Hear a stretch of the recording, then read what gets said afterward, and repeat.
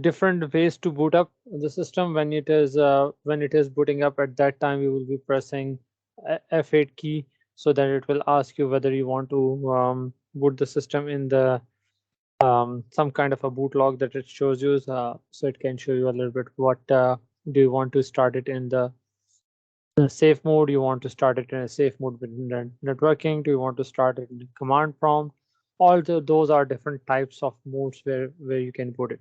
Usually when the system goes down uh, in an IT environment, I will mention a little bit on in the IT environment, not at your home PC, but usually I always think of it that instead of um, if you have spent maybe an hour or two in troubleshooting something and you're not able to figure it out, usually we have the images ready, so that we can just, instead of nip that evil in the bud, we'll just install a new install a brand new fresh Windows out of there, instead of you looked at the couple of forums, you tried a thing, because it's not really worth it. Because if you think that hardware wise system is okay and it's running, it's not really worth for you to just keep poking the same error again and again, not able to fix it.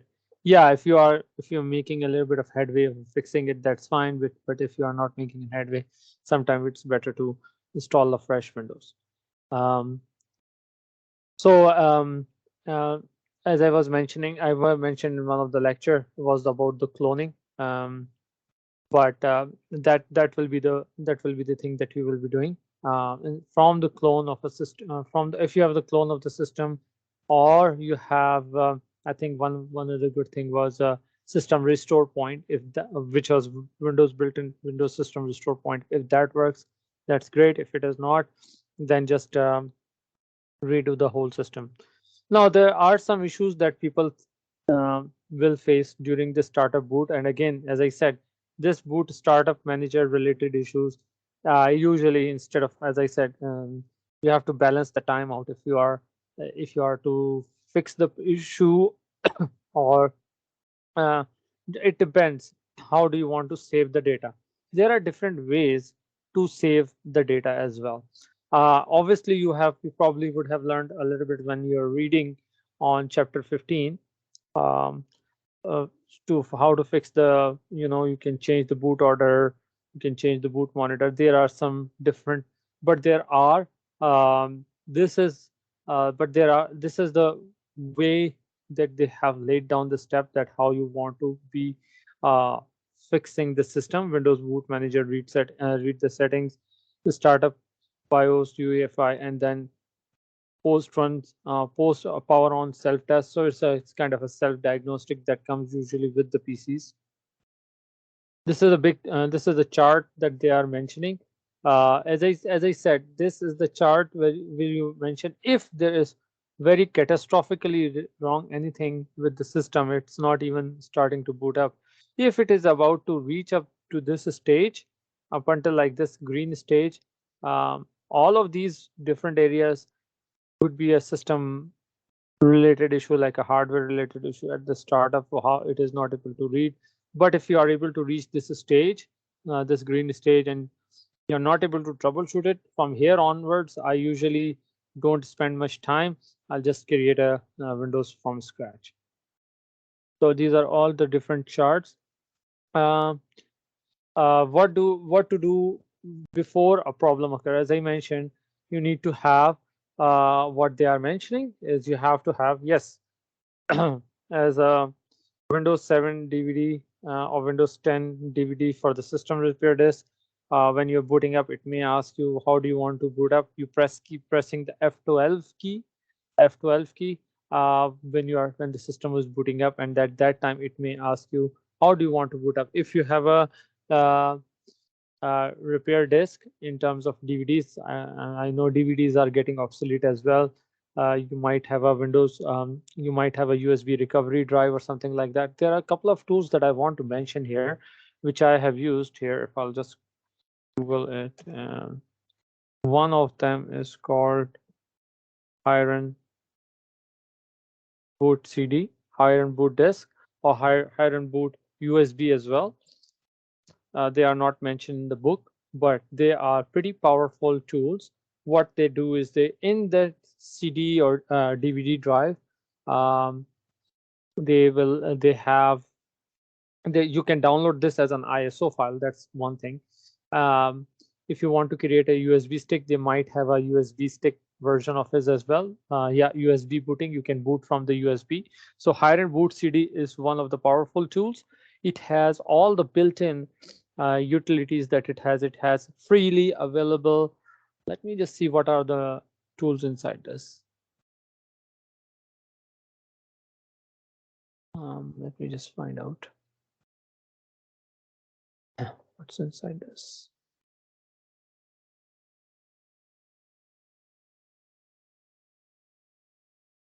When you have this Hiren boot CD, it actually boots the CD from the boot from the CD just like a Windows, and it looks like as if you have recovered the Windows, but it is not actually. It is just a slim down version of Windows that they have created for you so that you can recover something. So when you boot up from this DVD or CD, don't be in the impression that you will be having a full blown system running. It's just a system of Windows that they have created with some utilities for troubleshooting.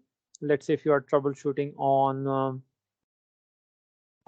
let's say you are troubleshooting on the little bit of I would say uh, password recovery, or if you are recovering, I'm just thinking out loud now, if you have forgotten the administrator password, then you can use the CD. If you have using the if you have forgotten the local administrator password, that's what I'm telling, not the network administrator. Network administrator is hard to forget, so usually if you have, or your colleague has it, he might be able to refer it to you. But what I'm talking about is the local administrator password for that system. If you forget that, you can reset that. If you want to take a backup of a system, or if you want to take or recover some files from that system, look at that. Like they have even provided you how you can even in from the boot disk automatically, this USB boot disk or something, that it automatically also detects your internet connection, and if you want, if you it is detected your internet connection successfully, it may help you browse as well. So you see that that's are some of the utilities. These are some of the utilities that are built into those that USB. Nobody might have told you from the book, but I've looked at it. So as you can see, it has some backup softwares that I can see, AOMAI, that I use day to day. But you might be wondering, are they licensed or not? What they have done is like they have acquired the licenses, like a free available licenses for all these different softwares, and put them in here in the boot disk. So I have used, let's say in my emergency situations, I have used, it might be a little smaller for you guys to look at, but as you can see, I use a backup as a full-blown version that is currently installed on my system. But in case if I need it, I can use this from here. You can actually use TeamViewer software. Those of you know who know how to help out buddies, and you log into another system or something like that, you can use TeamViewer. uh, get data back from NTFS, get data back for FAT. This is the software. For example, if you have a uh, hard drive of which you accidentally formatted. There might be a USB stick that you that or SD card that is malfunctioning. I have just recently done that. We have taken winter pictures out there, and when we came back and plugged it into our laptop, and we thought, okay, we have the pictures now available. And when I plugged in, it wasn't. It is asking that SD card is not working. Very frustrating, because you just plugged it into camera and it was working, and then you come here, it didn't work. So I thought, okay, well, I should recover. And back, sure enough, that SD card was depleting and getting towards the end of the life, because it was there forever. So I just get the data back. I use this utility, get data back from there, and then I started working on it. So as you can see, these are all different softwares that are available. um, you can have those softwares actually available installed on your system as well. But this is a lifesaver kind of a disk that has all these utilities. Actually, as you can see, you are able to browse. They are just showing that what fun stuff that you can do there. It actually is detecting your networks as well. Now it also check your disk if your hard drive is, and these are good softwares. Like this is a good combination of softwares that they are using. Like as you can see, it's a free software. That's why they are asking for donation, whatever. But you can check out if there is some issue with the hard drive. That's why it's doing that. Or maybe if you are able to fix or recover. And if you are not fixed and able to recover, it's a good indication that you have gone through this like a, it's like a mechanic toolkit that you have it in your hand. This disk, this USB disk that you can carry. I usually use it in the crisis situation when I have very less options left. I usually boot with the disk, take and I usually ask that user, do you need any data off that computer? Do you need to recover some files from there? And if they say yes or no, depending what they say, if it is booted up from USB stick, I usually try to copy all the data to another USB stick or something like that, or if the USB is big enough. But keep in mind, when you create this boot disk on a USB stick or something, it takes your don't try to store any other of your document on that USB stick. Just keep this USB stick called higher end boot CD or higher end boot USB stick uh, on a separate USB, and use it as a like a final resort for recovering the data, if you understand that. So this is just a, I have seen these kind of disks have been in use for the last 20-25 years, with very limited options when they begin with, but they know that not lot like non-technical people might not be able to use this, but technical people will be able to use it as well. So that's again one more thing to add to your tally, that if you have an old system sitting out there and you don't care about that system, that old laptop, just create a higher-end boot disk or boot USB. If you have a free USB at home or a couple of USB from Dollarama, just buy that, create a higher-end boot disk, and then go to that old system and try to boot up from that system. Try to recover some data using this disk. Try to recover some data using. I'm just giving you a hint. The hint. That's how I learned to troubleshoot. You have to have, let's say, boot up from that boot that system from this disk. Try to recover some file. Try to delete some files from there. Try to recover some files using get data back, because this could be the thing that you might be asking. Let's say if I'm at the job and my boss comes to ask me that, hey Kashan, do you know of any tool that we can recover the data from such and such system? Yes. Obviously then I can say I know one of the tool or something like that. That's a bonus marks. So that's the thing, like you can learn from these. There's no limitation of learning in here, and when you're coming to IT troubleshooting, right? So this is one of the disks that I'm mentioning. You can also run, if you think that you are not able to get into the system through the legitimate way, the system is crashing, the Windows is crashing, well, boot up from this disk and see if there is any malware in there. And these are legitimate anti-malware program that's out there forever, that you can run on the system, and it can go through and run through your scan, run through, and you might want to be updating some um, definitions out of it. So you can run this. This is a very, very handy disk to have in your hand. There's another one called, I think it's called um, Ultimate Boot CD. You can see I have looked at all these. And another thing, while I'm here, I'm seeing this. I usually also look for alternatives out there. Those of you probably have, but usually, let's say if I am going here, I go to this website quite often than not.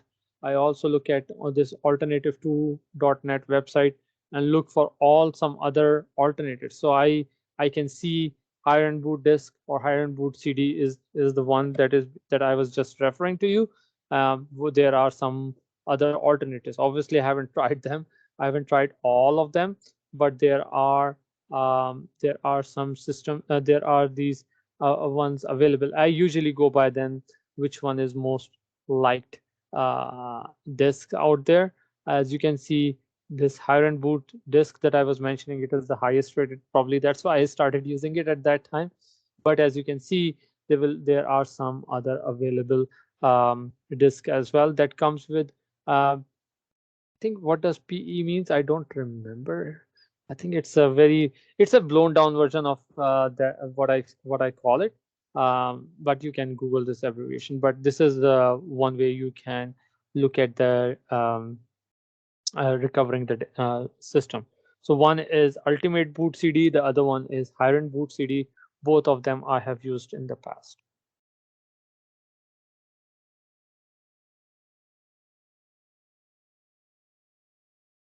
Uh, so these are boot related things that I was discussing. Let's continue with the. So this is the old-fashioned way of recovering the data. As you're seeing, this is the book way of doing things. But there are some things that I do out of the book sometimes, so I just worth mentioning it.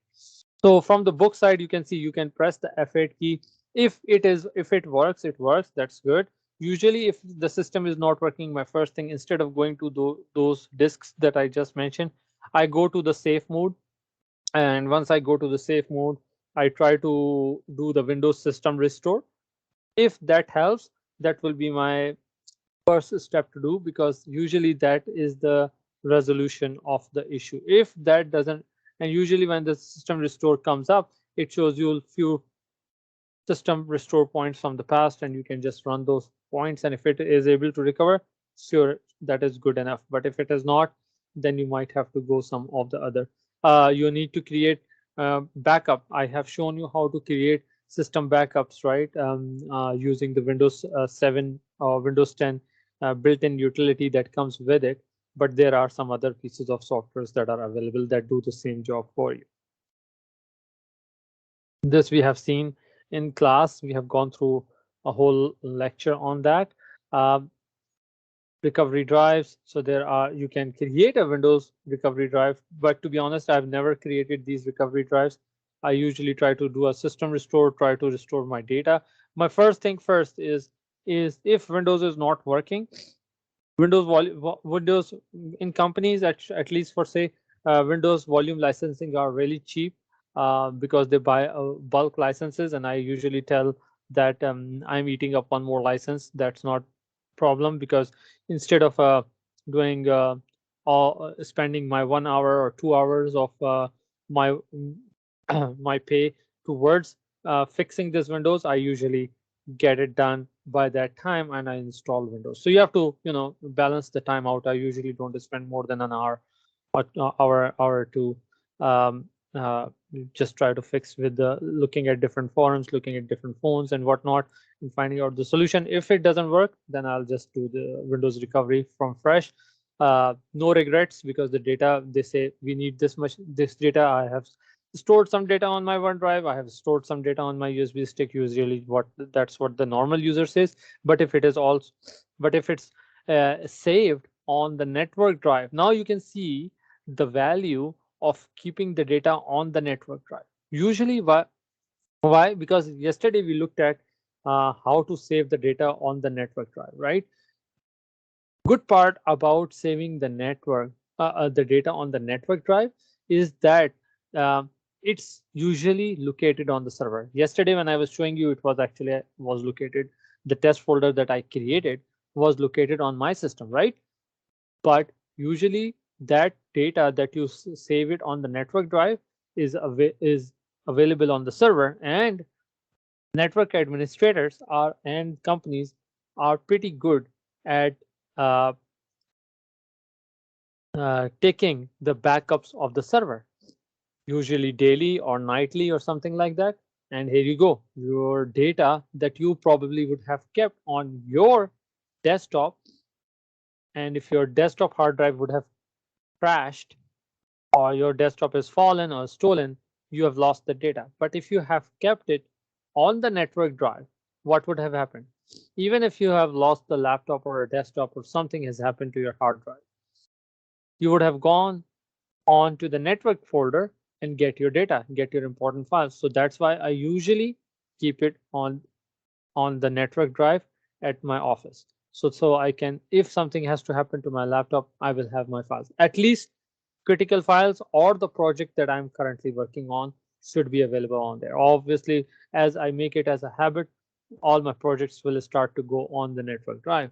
And when the network drive serves backup, your data is automatically backed up. And it has some retention to it. Let's say they have 30-day retention policy, so you can go on few backups, not just one backup, if you are keeping it that way.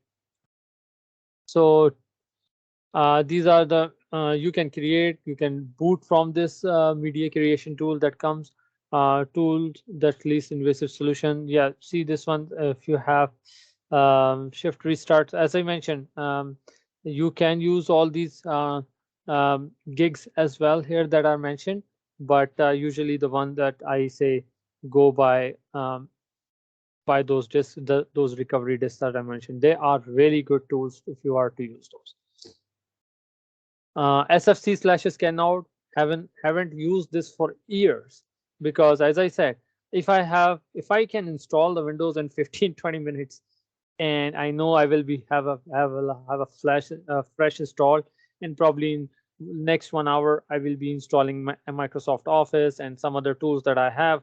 Why bother recovering or fixing some of the Windows files that they are mentioning here? But it was a good tool that I used a couple of times, that it goes on and scan all of Windows critical files and fix those files as it go.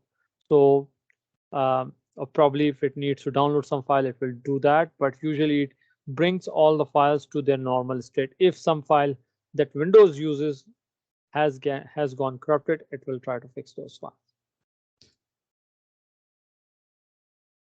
Or launch anti-malware driver or something like that. You just saw that everything will be resolved if you use those two disks that I just mentioned. This is the faster way to do. I still say Windows System Restore should be the first thing that you would be doing when you are restoring any system. So if you can get by that, these are some of the commands that I think this is just mentioning about where I think it's system restore. Yeah. These are some of the commands that is mentioning. As I said, it becomes irrelevant when you are trying to recover those files from there. Option two is reinstall Windows, right? That's what I think I would do. Instead of trying to spend hours and hours just to recover, just do a reset of your Windows 10 previous version. You can go back to the previous versions of it. So that was the one thing that I wanted to mention.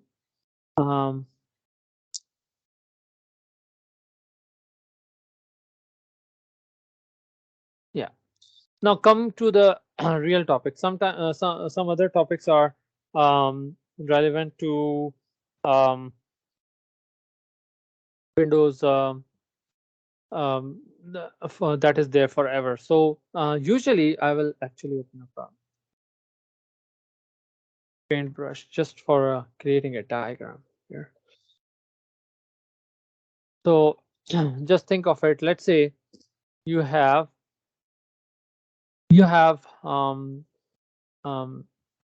I want to give an overview. What is a database? So what is database? Do you guys have any idea what is database?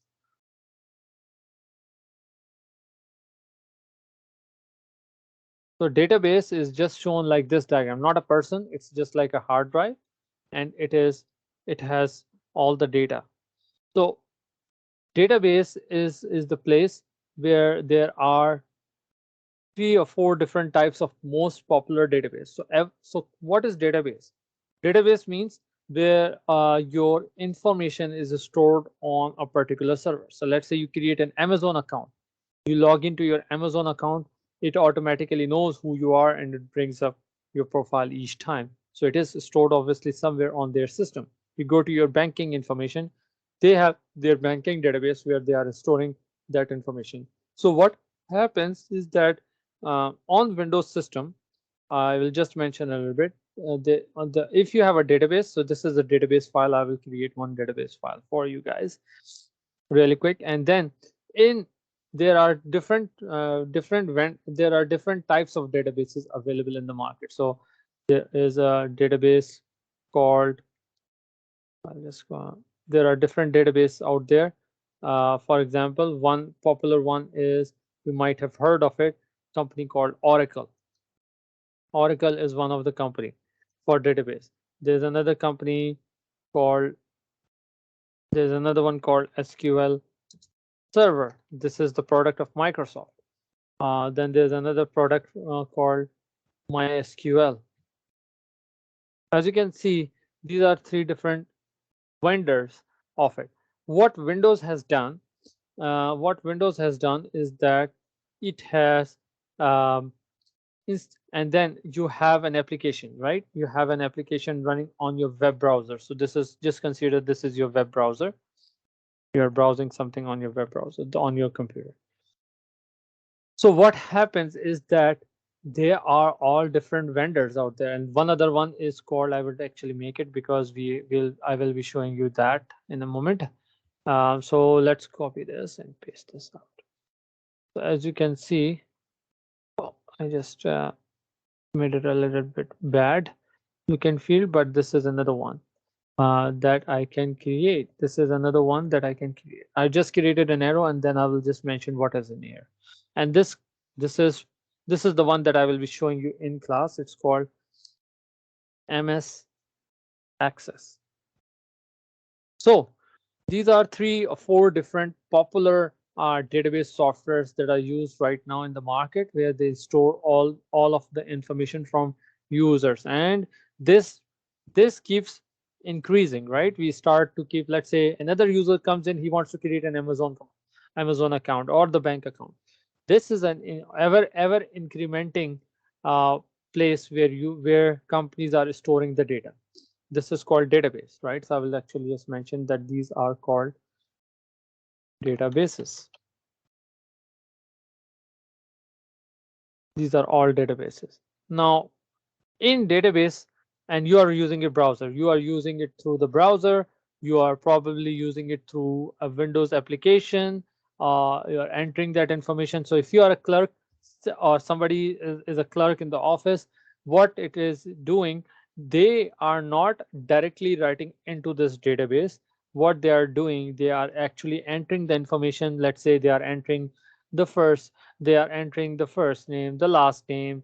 If there's a person standing in front of that, can you create my account please? So yes, you can create an account. So let's say if I'm a clerical person in the bank, you are standing there, you will say, can you create my account? So what you will say, hey, okay, can you mention your first name, can you mention your SIN card, right? All your password, or your passport related information. That's all we do when we go to the bank, right? This is the kind of a form would be in front of the clerical staff, right?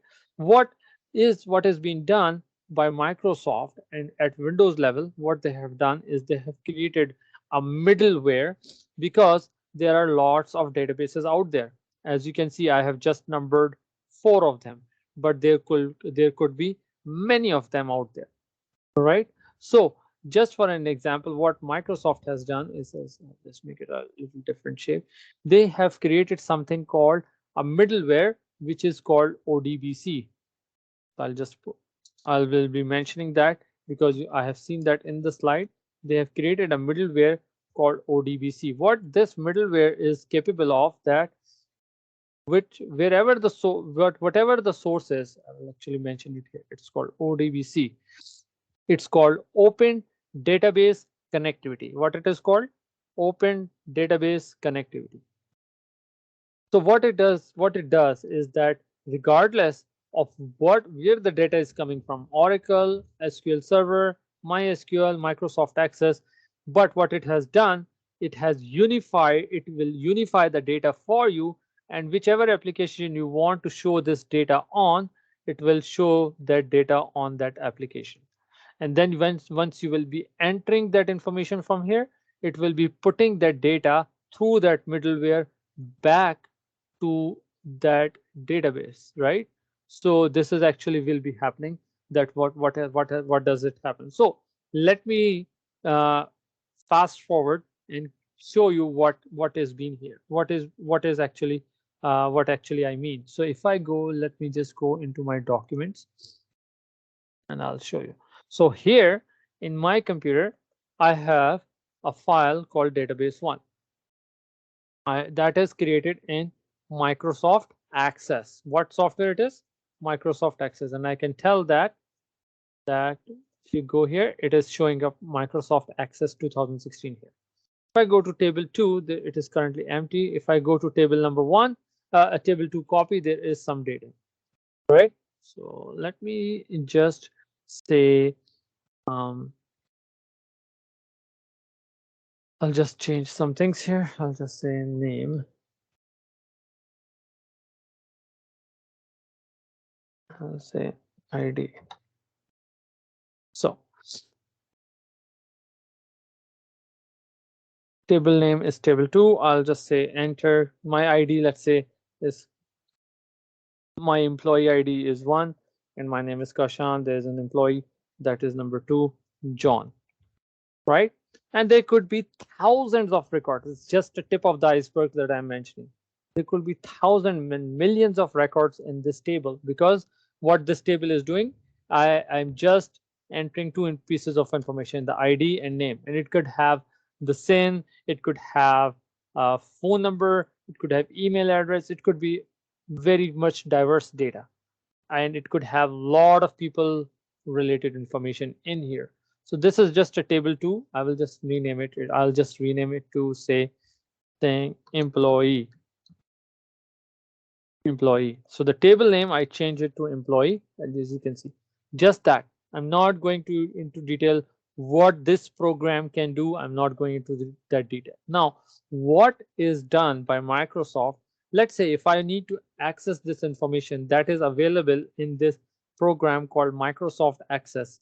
If I need to have this information, let's say in Microsoft Excel or some other application, or let's say, for example, you don't need to worry about that, but let's say they need that information in C# or any other programming language like Python or Java, what they would do is they will create a middleware.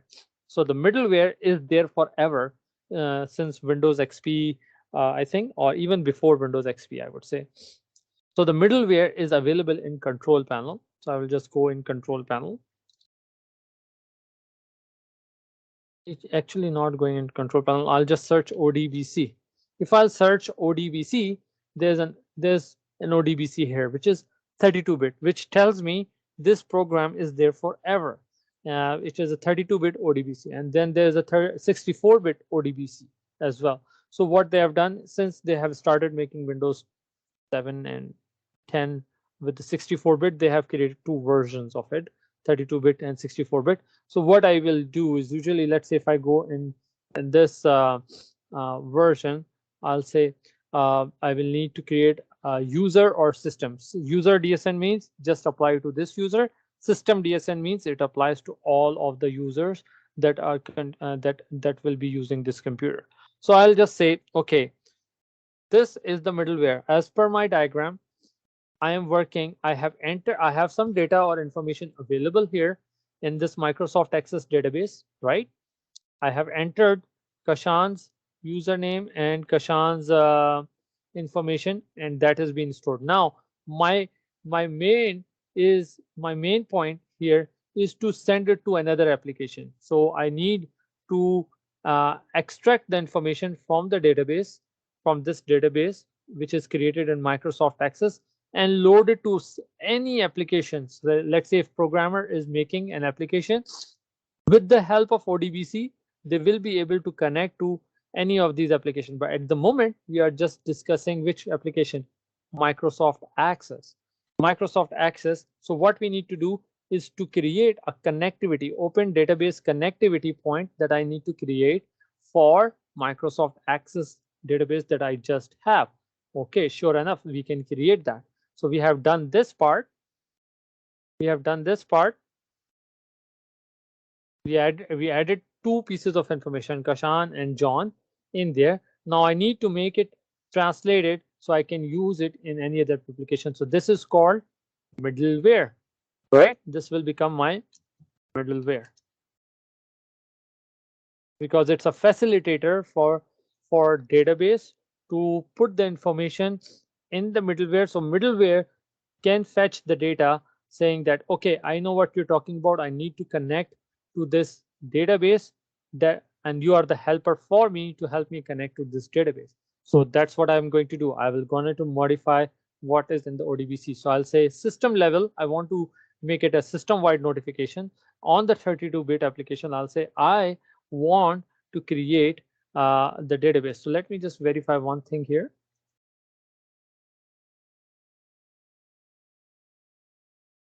ACCDB. Okay.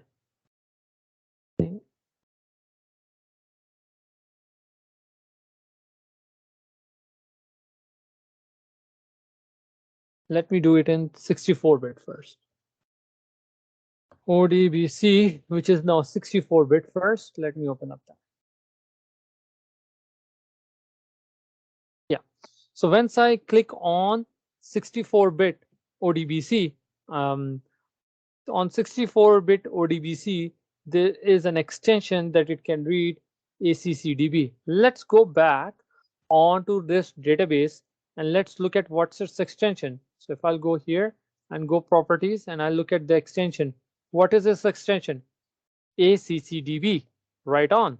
So it means that this ODBC or this middleware, Open Database Connectivity's middleware, knows about that it can pick up or recognize any ACCDB file. Good. Okay, so I will say what I did. I went in System DSN and I click Add, and I'll say ACCDB, and I'll say Finish. It then will say what's the name that you want to create. I'll say I want to create it as a name as employee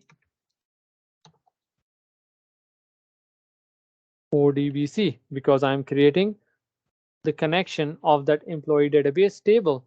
And it says, where is that file located? Description I can leave alone. And then it says, where is the file located? Okay, so where is the file located? Let's go there, find the path of it. It's very cumbersome path. So remember that path that I showed you? The path of this is here. If I go here, properties, it is actually located under D Kashan documents, location of this file. So that's fine because I have moved all my files on my D drive. I don't keep it in here. Kashan documents. There you go. It says I found a file database1.accdb. Do you want to connect it? I say okay. And then I'll click OK. Now, is it created or not? I have to refresh. Is it not? I'll just probably close it and reopen it and see if it has created. ODBC 64-bit. No, it didn't add for me. So I'll just maybe do a drill one more time. Okay, look at it. So I'll say employee ODBC says not the system database. Select this. This new version.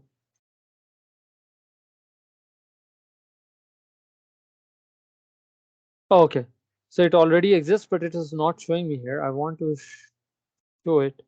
Not showing up here. It should have shown something like this here. Let me add it to the user as well. Actually, add it to the user. Looks like a bug in here, but I'll create EMP. Let me see if it brings up here. Okay, let's go by this one. It has created an ODBC EMP underscore ODBC. Should have done it here as well. I tried to refresh it, but it didn't work out. So let's keep it to a system DSN or user DSN. User DSN means it will just apply to this user, which really doesn't matter at the moment because I'm not logging in as another user at the moment. So user DSN will work, but preferably it has to be a system DSN. Now, the magic will happen is that when I will go to another application and I can call this app data from this application into another application. So which application the data actually usually resides?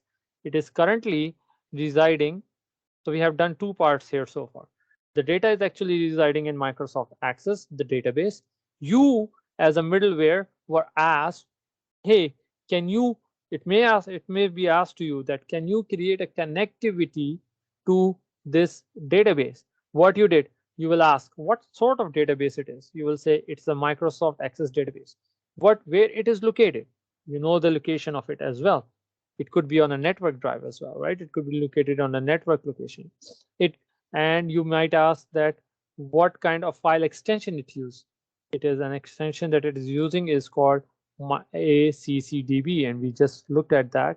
If we go here, it is using ACCDB, and that's what I did. I went into my ODBC connection here, and in ODBC connection, I went on and create an ODBC connection. So now middleware knows that whichever the file is or wherever it is located, I need to just call this EMP ODBC connector to get the data. So if I need to bring this data in Microsoft Excel, so let's say if I click on Excel, open it up, open up a blank workbook, and I'll say data, and I'll say, let me just refresh my brain because I need to get it from other sources. And I think from ODBC, when you select ODBC, it will say, will ask you, where is that ODBC is located? And I can see here both of the ODBC. It wasn't showing up to me over there, but I'll say I want to get the data from EMP ODBC. What EMP ODBC is now you are standing here in the diagram. You are standing here on this application, and you are saying I need to get the data from you from what you have created, which is where you have created EMP underscore ODBC, right? You created an ODBC here. This was your database, which was under your D drive, which is created there. Now, the good beauty of this is you can once you have it in the middleware in the ODBC, which is a Windows-based utility available to you, and I will show you where in that um, in your PowerPoint slide it was mentioning, so I thought it's worth mentioning it to you guys. Now, when I say get the data from that ODBC location, you'll say okay, and it will say, okay, let me search what is in that. So usually this one for access, it's just use a username called admin. The password is empty. You'll say connect, and now it will say, okay, I found that you are asking the data which is under EMP ODBC, and I found there's a database in here. Yes, you say, okay, which table you want to get the data from? So you'll say employee, and as you can see, it is showing you the preview. It is showing you the preview of the data that is available in Microsoft Excel. So two different applications, two totally different applications. One is Microsoft Access and the other one is Microsoft Excel. But what you have done through that middle piece is that you are able to connect two applications now. And you will say that I want to just load the data. I can do some massaging with the data as well, but I'll just say load the data. And you will see, here you go. What it has done, magically, it has now pulled the data that you have it in this database file. It's now being shown in Microsoft Excel with the help of what? With the help of this middleware, because you created the middleware, and middleware is pointing to where? Middleware is looking down upon here, right? Middleware is looking down upon here. Hey, can you give me the data? And it says, yes, I will give you the data. It has replied back in the acknowledgement. Then this application says, which is Microsoft Excel, and it says that, can you provide me the data which you have just acquired using? So it doesn't need to know what is going behind the scenes. All of it is a black box for it. It's a black box because this black box just has the task to fetch the data from any kind of world renowned database programs. either Oracle, either SQL Server. It is so it contains all the drivers in it. So it's a database drivers. It's a driver's location. It's a middleware driver's location. And then what you said, okay, I know you have acquired the data. Can you give me the data back? And that's essentially what we are doing. We are showing it in another application. So two different applications. So this one became Microsoft Excel. At the moment, it could be any other application. It could be any programming language. It could be any other programming facility that you want to use. However, you want to show your data. But at the moment, for the simplicity's sake, I just showed you in Excel. I can complicate things, but my main target was to show you that yes, you can bring the data from any of the database system, bring it to Microsoft Windows, and then interface it with any other application out there in the world, right? So it is the most easiest example that I have able to show you in class how to do an ODBC. Now, if you look at um, one of the slides that I was looking at, actually here, because I mentioned it for myself, I kept the note. You would not have a good idea. It has a lot of information in here. If I would have just gone on,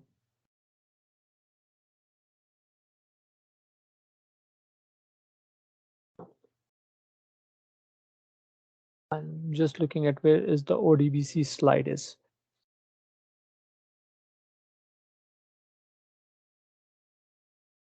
Oh,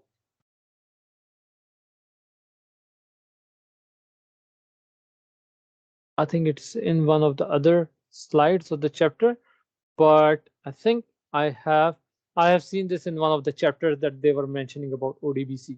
But if I would not have created this whole scenario that how I stored the data in one application and put it in the middleware on the ODBC in the middleware, and then I would have not have been able to show you in Microsoft Excel. And there's a lot of times that you might be a middle person, something like that. Some person will say, I don't know, I'm just a database developer, front end developer, which is maybe some kind of another developer who is developing in C# or doing a mobile application development or something like that. They will say, I know my part. Interface developer will so I'm the front end developer, I know my part. You are the middle person. Go ahead and fix and make us connect. And how you will make them connect? You will need to make an ODBC connection. And as I was showing you what is available in ODBC. So let's look at that in ODBC 64-bit. You have Microsoft Access driver available. You will have another kind of driver available. You have SQL Server driver available. You have some other different types of database drivers available. All you need to do, or all you need to look out for, whether the one that they are requesting you to create the driver for, are you be able to connect that driver. I can see I have the facility in 64-bit.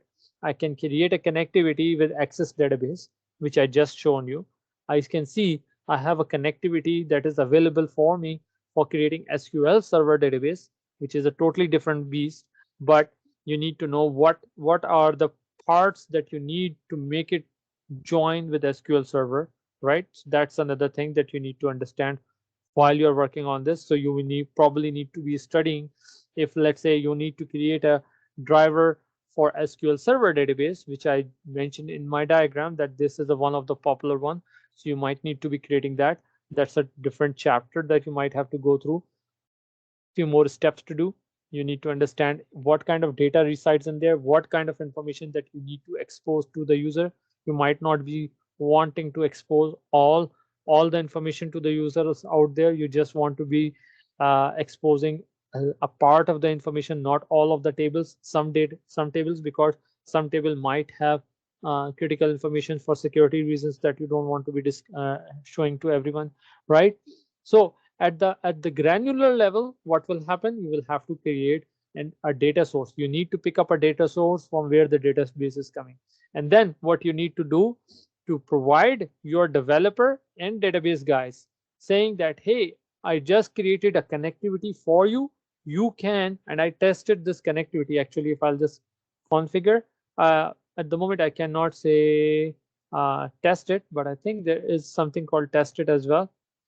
You can create the test based, you can test the connectivity as well if that connectivity is working. Usually I used to do it in SQL Server and I was able to make the connectivity. And these are all the different drivers that are available for me for creating the connectivity for SQL Server and access here. And as you can see, these are DLL files. What are DLL files? DLL files are Windows library files. They are called dynamic link library files that are shipped with Windows, which contains the information. These are encoded files. These are written by Microsoft developers. What they do is they hide the code and create the DLL file, which is good for a reason. They don't want to show you their proprietary code as well. And DLL files are like a binary files. They are a bunch of zeros and ones which you are not able to read. They are encrypted files for a reason that no malicious activity can be done with those files, and as well as nobody can get access to those files and change those files over and get your data, right? Or get some other or create a malfunctioning in your existing program. So DLL files work for a lot of different reasons. They are called dynamic link library files. They are APIs. They are application program interface kind of file. They provide you your application to the interface, right? So your application was database, which was Microsoft Access, which I just created 2 rows in there and 2 pieces of information, and then I was able to pull that information through to Microsoft Excel, and I can do something else with this data, which I can run some other, which I can show you probably in some other classes. But at the moment, just keep it to that what does ODBC does. And I saw that there was a slide about about this, so it's worth mentioning what is